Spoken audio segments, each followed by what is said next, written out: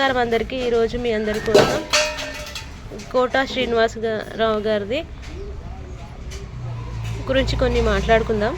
Quota Srinivasarao నటుడిగా జీవితాన్ని మార్చేసిన ఒకే ఒక్క మూవీ ఏంటో తెలుసా? క్రూరత్వానికి పరాకాష్ఠగా ఉన్న ఆ క్యారెక్టర్.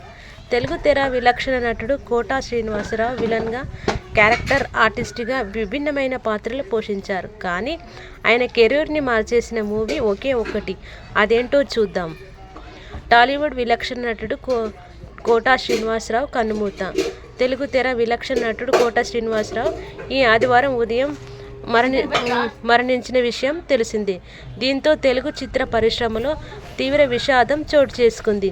ఇటీవలే ఆస్కార్ విన్నర్ కీరవాణి తండ్రి శివశక్తి దత్తా మరణం నుంచి కోలుకోకముందే ఇప్పుడు మరో దిగ్గజ నటుడు మరణించడం టాలీవుడ్కి తీరని లోటు అని చెప్పొచ్చు. ఆయన 750కి పైగా చిత్రాల్లో నటించిన కోటా శ్రీనివాసరావు 1978లో ప్రాణం ఖరీదు మూవీతో టాలీవుడ్కి పరిచయం అయ్యారు.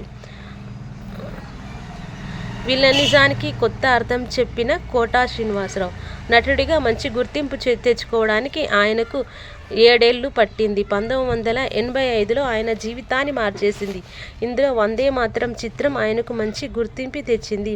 టి. కృష్ణ దర్శకత్వంలో వచ్చిన ఈ మూవీలో విజయశాంతి, రాజశేఖర్ ప్రధాన పాత్రలు పోషించగా, కోటా శ్రీనివాసరావు నెగిటివ్ షేడ్ ఉన్న రోల్ చేశారు. మంచి గుర్తింపు తెచ్చుకున్నారు. ఇక ఆయన కెరీర్కి బిగ్ బ్రేక్ ఇచ్చిన మూవీ ప్రతిఘటన అనే చెప్పాలి. ఈ సినిమాలో విలనిజానికి కొత్త అర్థం చెప్పారు ఆయన.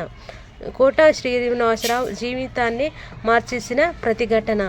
అదే ఏడాది వచ్చిన ప్రతిఘటన మూవీలో విలన్గా విశ్వరూపం చూపించారు కోటా శ్రీనివాసరావు.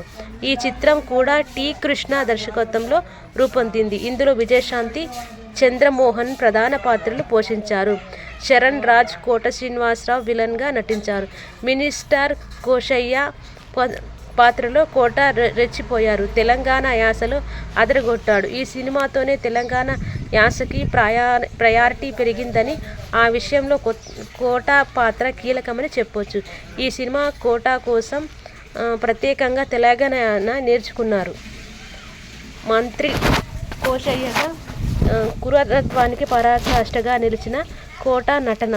మంత్రి కోశయ్యగా విజయశాంతిని డామినేట్ చేసే పాత్రలో ఆమెను ముప్పు తిప్పలు పెట్టి పాత్రలు అదరగొట్టాడు కోటా. అయితే ఇందులో మెయిన్ విలన్గా చరణ్ రాజ్ నటించగా, ఆయనకు అండగా ఉండే పాత్రలో కోటా శ్రీనివాసరావు కనిపించారు.